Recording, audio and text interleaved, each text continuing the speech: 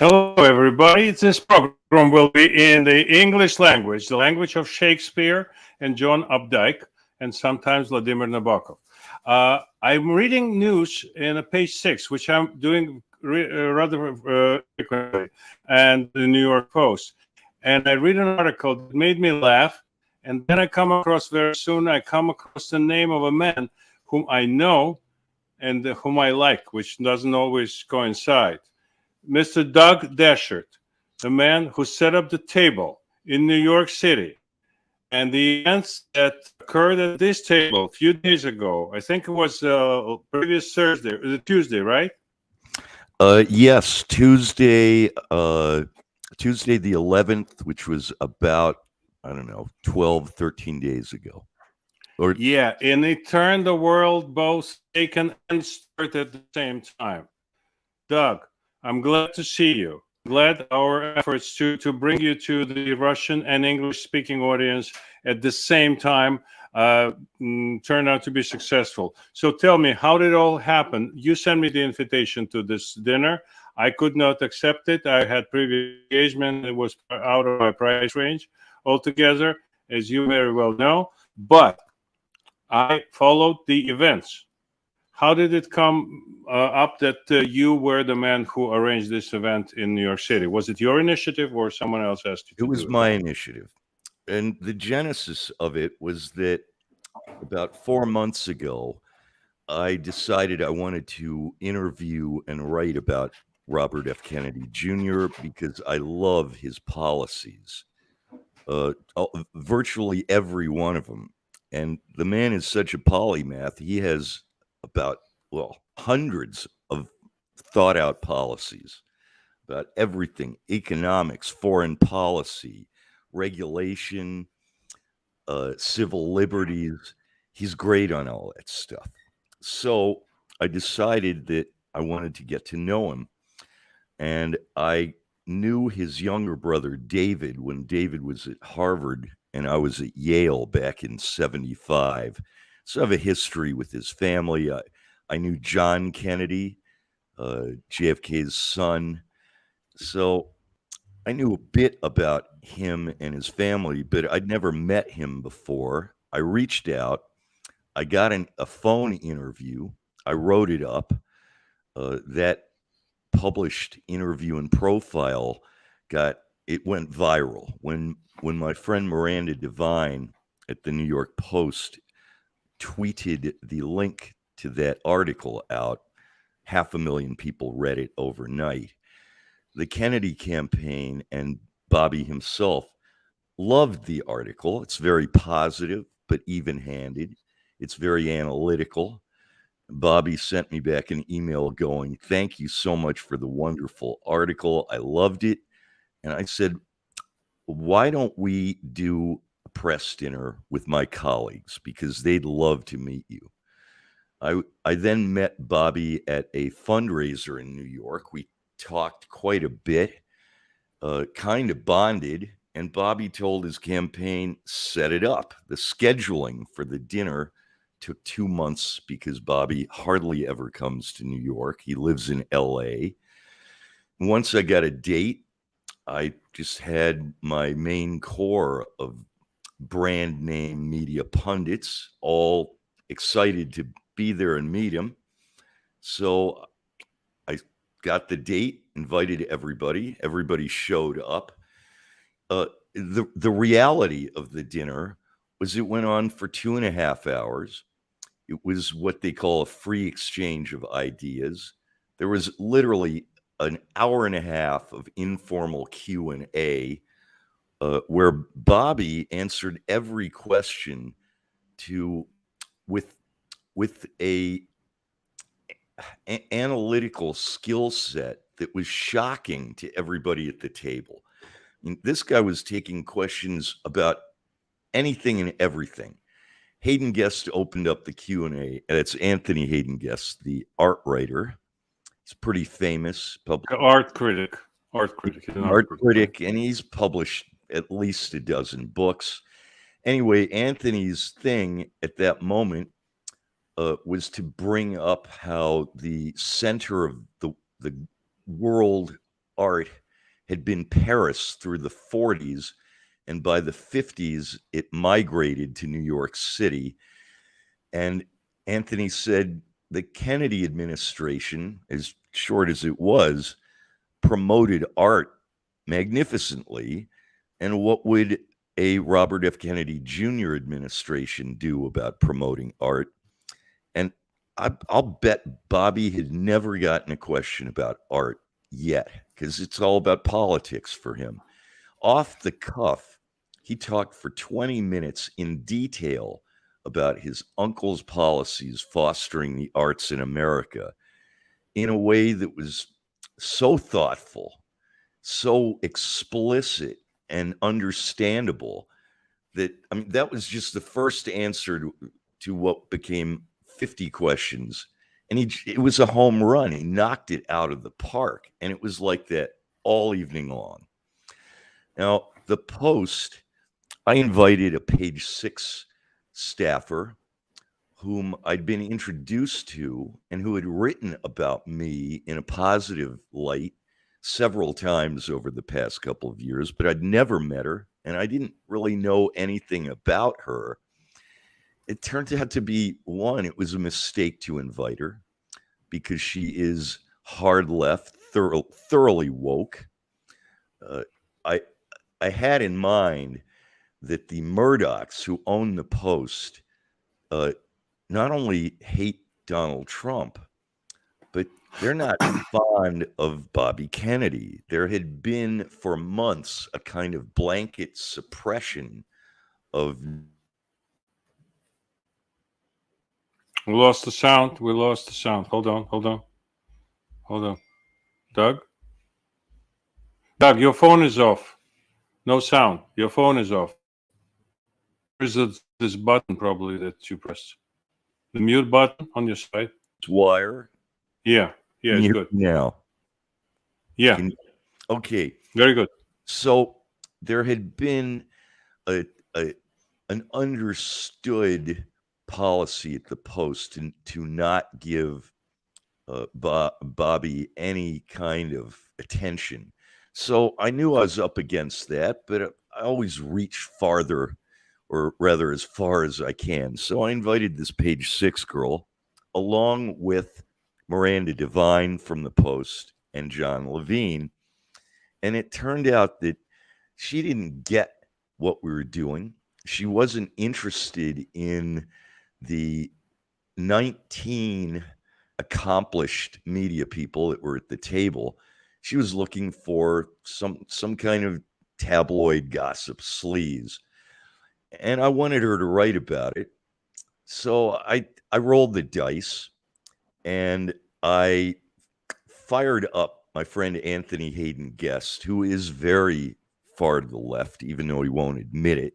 He calls himself. And you are all right, man. You are AOC hater, right? You don't I don't use the word hate. I'm a harsh critic of AOC. No, I'm Russian. I have no choice. I know one word. I use it. I don't know. I'm not looking for synonyms most of the time. Well, I'm a harsh critic of AOC's. She's a disaster. Anyway, what happened is I gave the girl from Page 6 a little hook to write about, and in it I triggered Anthony Hayden Guest, who has a flash temper, and essentially I told him to knock it off talking about the climate hoax bullshit, you pardon my language, because he wanted to talk about that. And I said, not at my table. You're not going to promote that absolute nonsense at my table while I'm the host. He got a little upset, which became Page 6 material. What I didn't expect, that this young woman would lie, and I mean flat out lie. And I just published an article outlining, detailing every lie that she made in Page 6. I'm calling her to account for it. It's really unfortunate how some people in the mainstream brand name media today feel like it's their right and even their duty to lie constantly to promote the political agenda that they're espousing and that maybe their publishers, the owners of their publications, that is, promote, rather than tell the truth. I gave her a perfectly interesting story with a little bit of frisson of Hayden Guest getting a little upset for literally 35 seconds. And then I made him quiet down. That was all there was. She turned that into saying that I was yelling. She didn't just say I was yelling in her piece once. She said it 4 times, including a reference to me screaming at the top of my lungs. Now, I have a naturally loud voice, but I wasn't coming anywhere near yelling. Nobody at the table thought I was yelling. And the Post lied about it in order to sensationalize, to get an audience, which it worked for them. She lied and lied and lied, and it got her a very big audience. What I'm doing right now with the article I just published on Substack is examining the lies in comparison to the video record that is available on Substack in my column, the 5th column on Substack. And I also spent about 1,000 words to start with in my article explaining why the climate hoax scam is an existential threat to every American. And it is thus because these so-called man-caused global warming it's another absolute lie. There's no real science behind that. Every claim they make about the ice caps melting, it's nonsense. The idea that it's man-caused because of our industrial and even agricultural output of excess carbon, it's ridiculous. If the Earth heats up, it's because of increased solar flare activity. If it cools down, it's because of decreased solar activity. The carbon emissions have nothing to do with it. But the left, and to make it crystal clear, it's not just the left in America. It's a global movement headed by what I call, and many people call, the globalists, which are headed by Klaus Schwab, who's had the World Economic Forum for about 40 years. Schwab was kind of a nothing. He was a minor socialist type European professor.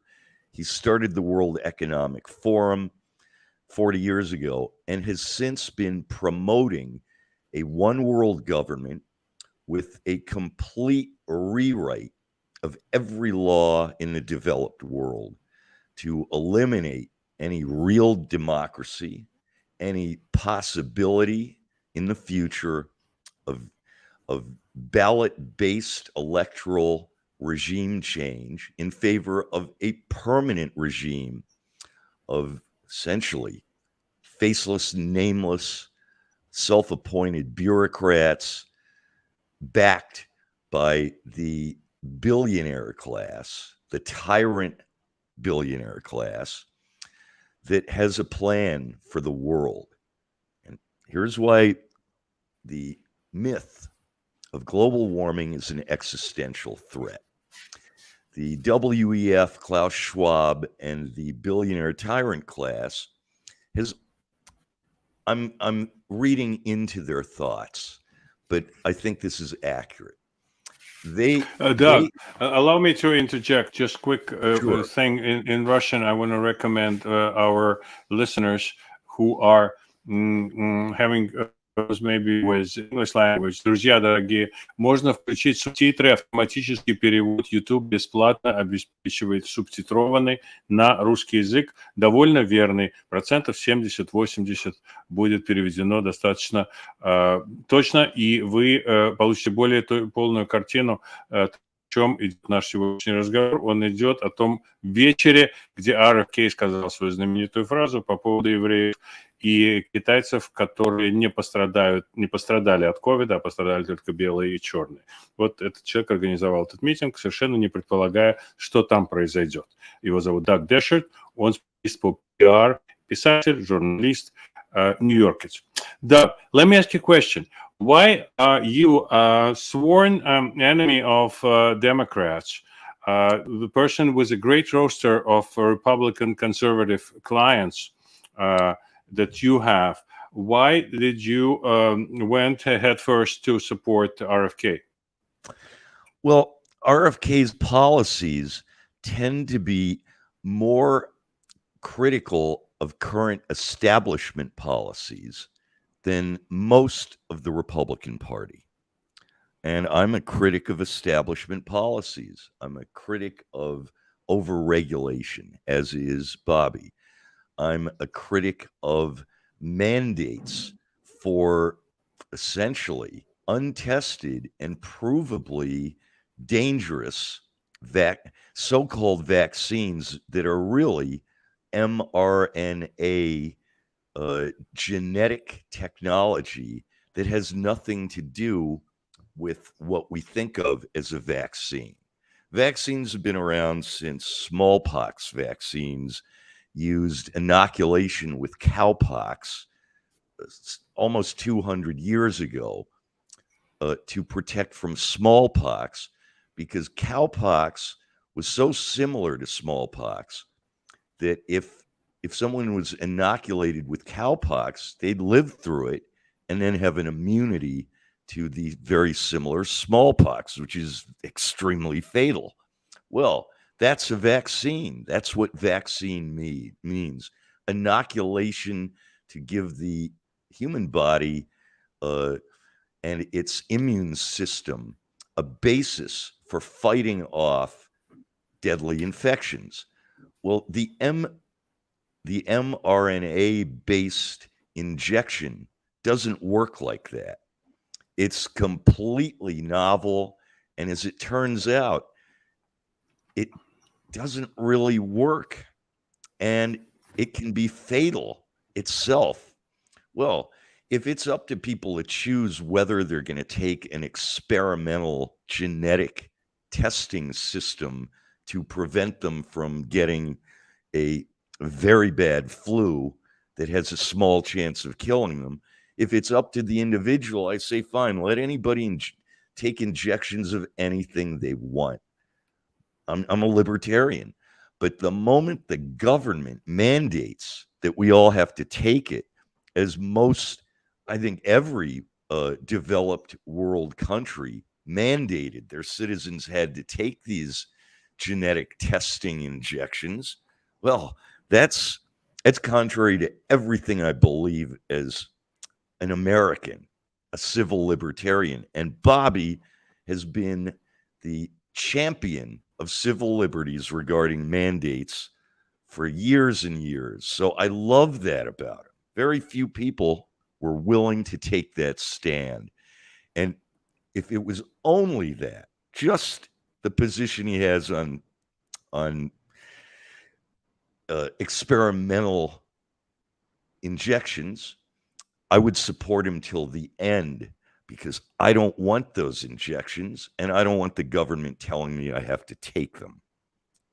Does he think it was? Yeah, it makes sense. Was, in his opinion, was it the Chinese operation, or it was something that came from China and was used in 2022 to create this diversion from the problems of the nation and to prevent Donald from becoming president of the United States?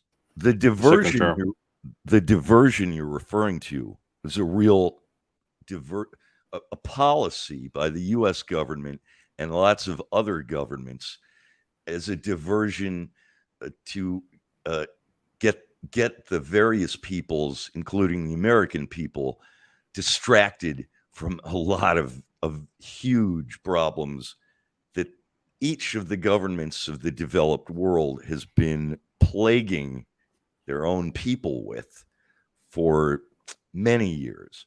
In the case of America, that diversion was about another way to harm Donald Trump's presidency, and even change the rules of the election of 2020, which that diversion, in fact, did. And shut everybody up, literally. Just close the mouths. It shut everybody up, and it changed the rules for voting. The lockdowns made the establishment tyrant class of bureaucrats and Democrats who run America, it gave them an excuse to completely scrap one-day voting, which is the proper way to vote. It's the tradition in America. The tyrant class and bureaucrats and administrators overruled the 200-year-long standing election motif of elections start at dawn and at sunset, then we count the votes. Well, California pioneered all kinds of mail-in voting and ballot harvesting going back about 10 years, and it works for Democrats because their institutions, their unions have expertise in harvesting votes. Well, the lockdown took that to a new level. It wasn't just one day of voting and mail-in ballots and some ballot harvesting, which used to be illegal, by the way, completely changed the picture. Now it's weeks of voting, early voting, past deadline voting. Yeah, it's like abortion after birth. That's Yeah. Same logic behind it. Indeed. They just changed the rules to suit whatever system they can implement, they meaning the Democrat establishment and bureaucracy that the Democrat Party owns in America, because the bureaucracies work for the government. The Democrats promise the bureaucracies and government unions more money to spend on top of wages, more benefits. So, of course, every government worker is a committed Democrat Party member and works hard to harvest ballots for the Democrat Party and their politicians and their ballot initiatives, which is why our electoral system is now dysfunctional. Well, the COVID-19 was clearly developed in the Wuhan lab. For 2 years, we heard nothing but lies from the government, from Fauci, from the NIH, from the CDC. Oh no, it came from a bat in a Chinese live animal. Pangolin. Who knows what a pangolin is? Yeah, pangolins and bats. That was just a lie cover story. That was the COVID-19 was a militarized, weaponized viral bioweapon based on some particularly strong viruses that actually occurred in nature going back 25 or 30 years. Those are the SARS viruses, which led to the flu pandemics of the Hong Kong flu, swine flu. The reason these flus have a name or names is because they were particularly strong. They had a higher death rate than normal flus. Well, that was a starting point. The Wuhan lab, which was funded by Fauci and the NIH, as essentially an offshore, off-site black ops bioweapon engineering plant in China, developed the COVID-19 virus. Bobby knows more about that than anybody because he spent the last 4 years with teams of actual scientists and researchers nailing it.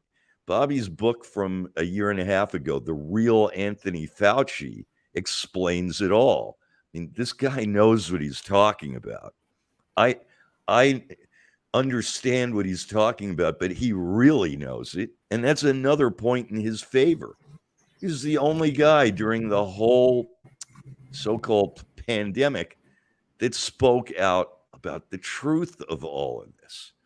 So, Doug, can you tell me one thing that bothers a lot of people concerning this part of his speech, this conversation that you had at this event that you organized? It's the part where Bobby Kennedy says, Jr. says that the virus was designed so that it would have more effect on the whites and the blacks and spare the Jews and the Chinese. well, Bobby Fauci, Dr. Fauci, Anthony Fauci is Catholic Italian, right? So he would be engineering something against his own kind. Fauci is a crook who's spent 35 years promoting bad policy, and he's gotten very rich off it. Yeah, he worked in his own country, being the highest paid. He's worth well over $100 million from having a career in a so-called career in so-called public service. This guy has been making a lot of money. He's been getting paid by all of Big Pharma, Pfizer, and all the other big pharma companies to have him on a huge annual retainer. So no policy he espouses is based on objectivity. Fauci is one of the biggest crooks in modern history. His policies are responsible for the deaths of probably millions. The gay activists, going back to AIDS, can you believe it? Fauci was the head of the CDC back in the 80s. When AIDS was considered to be the big problem. It is a virus, it is deadly, and the AIDS activists in the 80s hated Fauci. They were burning him at the stake because even then he was shilling for Big Pharma, and his policies were, according to experts back then, completely wrong-headed. They're based on all kinds of wrong assumptions. I'm not an expert on AIDS. Frankly, I've never considered it to be an issue worth bothering with. What about this remarks of RFK Jr., who many considered anti-Semitic? Okay, I'm going to address that. I was there. I have a video recording with good audio of what he said.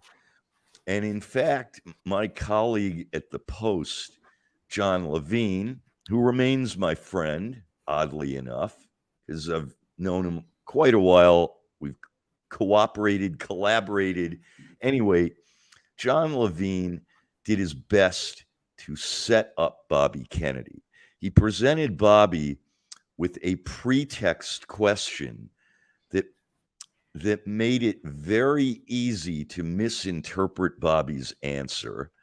And Bobby wasn't actually saying the idea that's attributed to him, that he thinks that the COVID-19 virus was designed to target whites and blacks and exempt Chinese and theoretically Ashkenazi Jews, Russian and Slavic Jews, I guess. Yes. He didn't really say that. And if any of your readers want to see the entire Q&A on that subject on video with a good, crisp recording, it is available on my Substack page, Doug Deschert, the 5th column. The name of the column that video is under is The Climate Hoax Scam and the Page 6 Hype Machine. You can read the 1,700 words I wrote on this subject, and when you get to the end of that, there is a subscription wall that for $5 you can see crisp HD color video, basically a documentary of the whole dinner party, where Bobby answers that question. And I would recommend that to anybody that's interested in what Bobby really thinks on the subject of the genetic statistical death rate disparities that the COVID virus has manifested in the last 3 years. The answers aren't Doug, all. I'm sorry. You have fantastic intuition, Doug. What do you think in 2024? Will Democrats try to rerun, reuse, repurpose, re-engineer the same approach that they used in 2020 with the elections, with the machines, with the bureaucracy, with the unions, with whatnot? Well, How would that play out, all the in your basic opinion? all the basic Democrat Party election manipulation will still be in place. The big question is whether they will roll out a new variant of a deadly virus to reimpose the same old bad answers of lockdowns, mandates, and in fact, censorship, because they rolled out serious censorship 2.5 years ago, making what they called vaccine deniers terrorists and deadly threats to the republic, because by spreading disinformation, so-called disinformation, about what I'll call the regime in power in America, the permanent regime now, what this regime said was, if you criticize our policies, you are going to be responsible by criticizing our policies for the deaths of millions of people, because you'll harm our ability to save lives with these so-called vaccines and these policies like lockdowns that the Democrat regime argued, and the media backed them up. The mainstream media said this is absolutely right. The lockdowns are saving lives. The mandates are saving lives. All of these restrictive anti-civil rights policies are saving lives. So Not like constitutional. Forget civil they're rights. completely Constitutional. the Constitution is all about civil rights. The Constitution exists to protect the citizenry from the encroaching power of the government, of every government, federal, state, city, county. The Constitution is designed to protect us from power enhancement and power encroachment against our interests. That's all it's there for. The Constitution isn't there to do anything other than that, because the founding fathers were very smart, educated guys that understood the nature of tyranny, and they fought and bled and died to give us freedom from tyranny. And they said at the time, we're giving you a republic for as long as you can hold your republic, and we're not famous words of Ben Franklin. That's right. And it's never been truer. We don't have our republic anymore. We're going to have to fight to get it back everywhere. But that's it's a long haul, and it's with the so-called elites in America and worldwide not being elites anymore. Just a collection of so-called stars and Hollywood type approach. See Harry and Meghan types. Those people. You cannot tell those people have any right on any jurisdiction to tell us what to do. They're absolutely worthless for the humanity. They're all for themselves, and even their goals for themselves are just minuscule, negligible. They have everything already, and they want more of the same, and they want to impose all the politics that we see around the politics regarding LGBTQ plus S plus. I think I covered it all. So all those things. And it's a weaponizing of the education in the United States, as we all know, as parents all over the country protest regarding the changes, and moreover, this dirty libel regarding the Republicans who want to ban books. burn God. books. Republicans, what they're talking Yeah. about, burning pornography that they saturated the school libraries with. What is the position of RFK Jr. on education? And does he have as you said, there was a wide range of questions. I can't believe this one did not come up. What does he think? How to fix this? I don't recall him addressing the issue of our indoctrination system at my dinner, but he speaks every day on so many subjects that it's out there.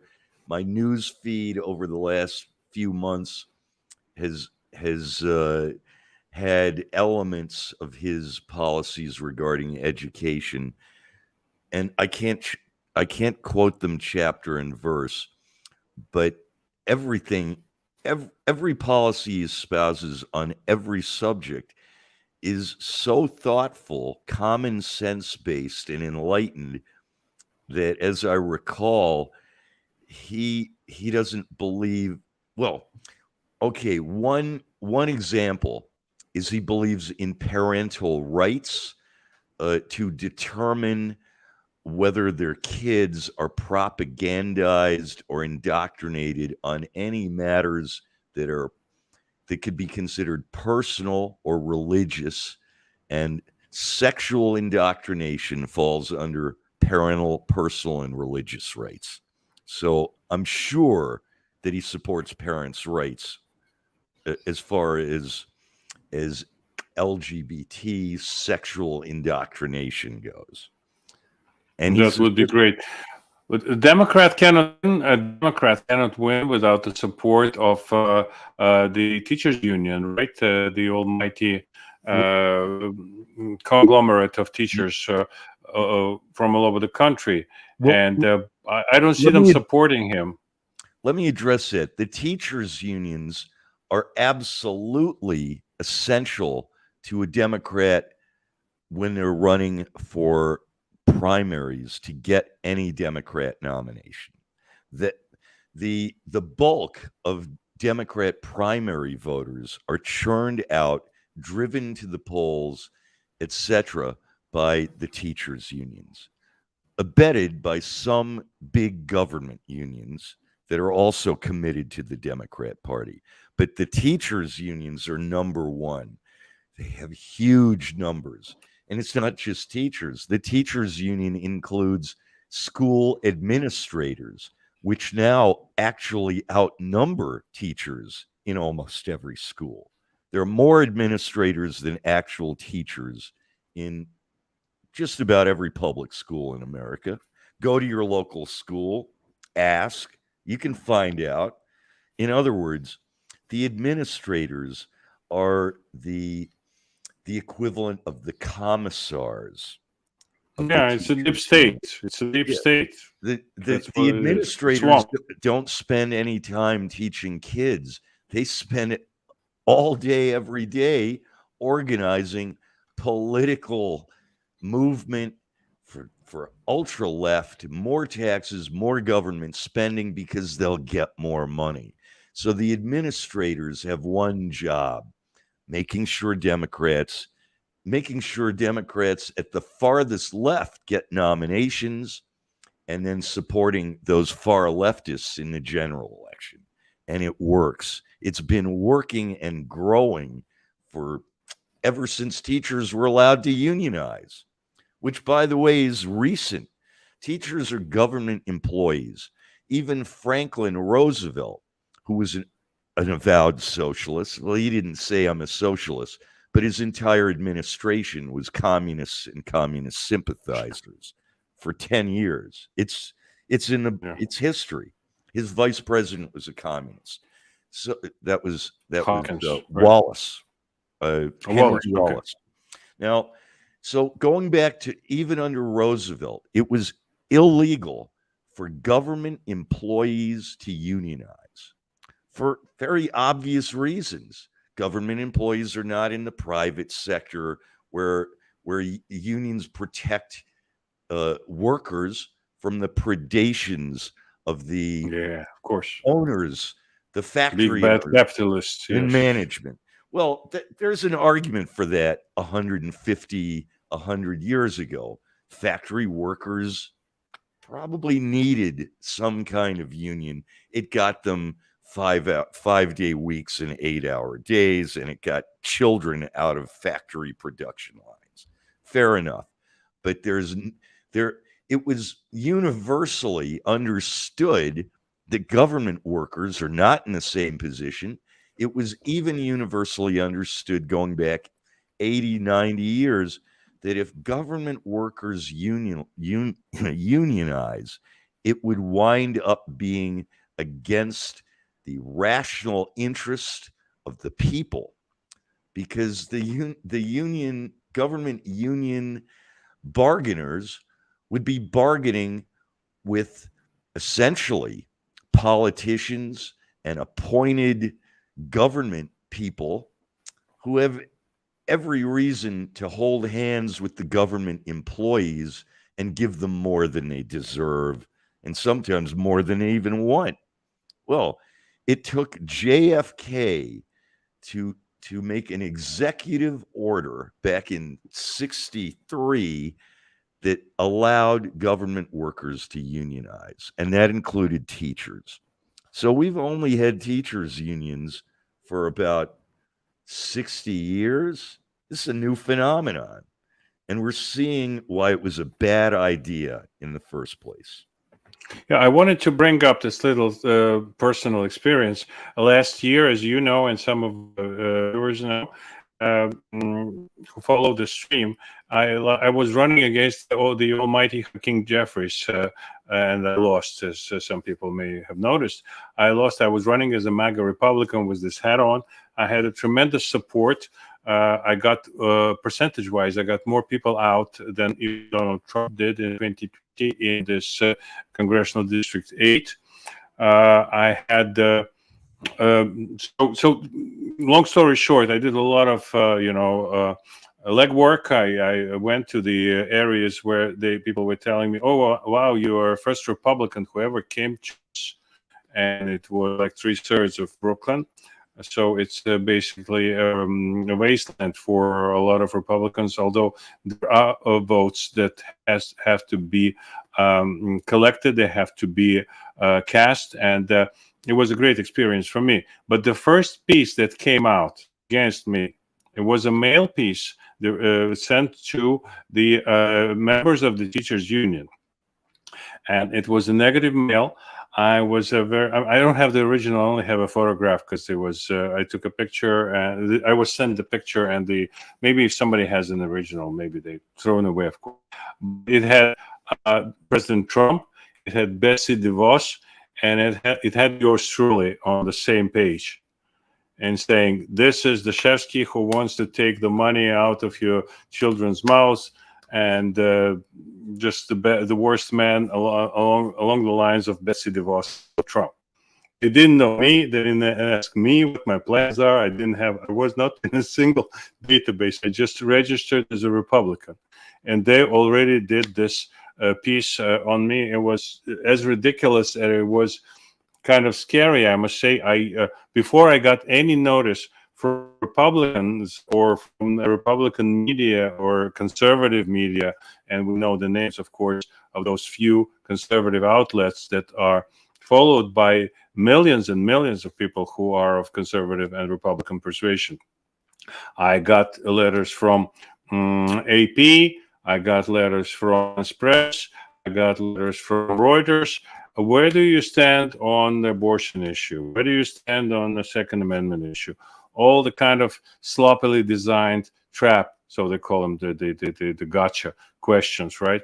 So asking, wanting me to go online and ask me all those gotcha questions. So no attention whatsoever, I must say, from any Republican or conservative-leaning media outlets. And it was pretty ridiculous, considering that we do have a chance. Republicans, there are plenty of Republicans in New York City. People are scared.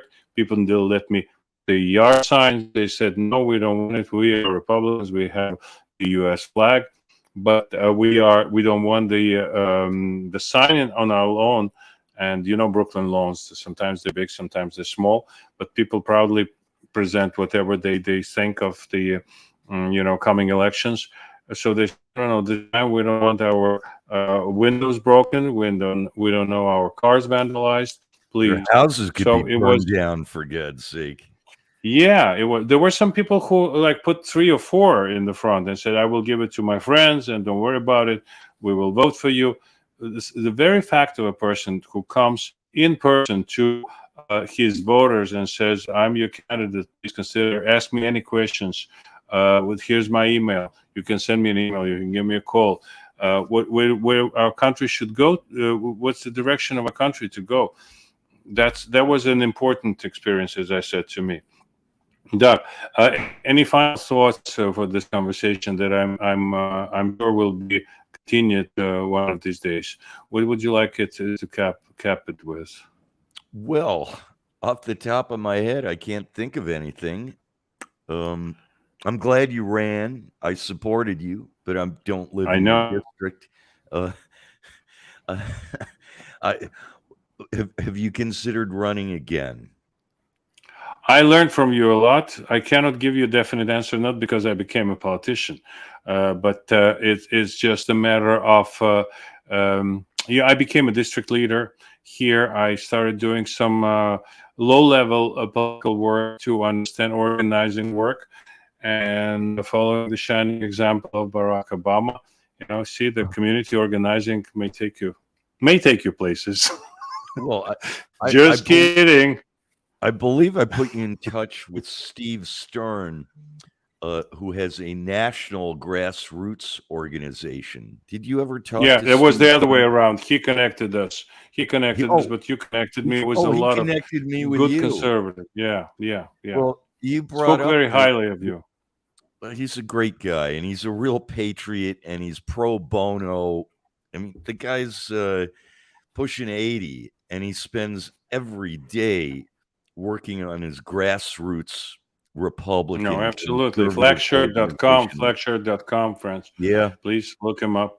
Fantastic man. And he's frequently on Steve Bannon's War Room. he is. All right, Doug, thank you so very much. Thank you for a conversation. You were there at this historical moment.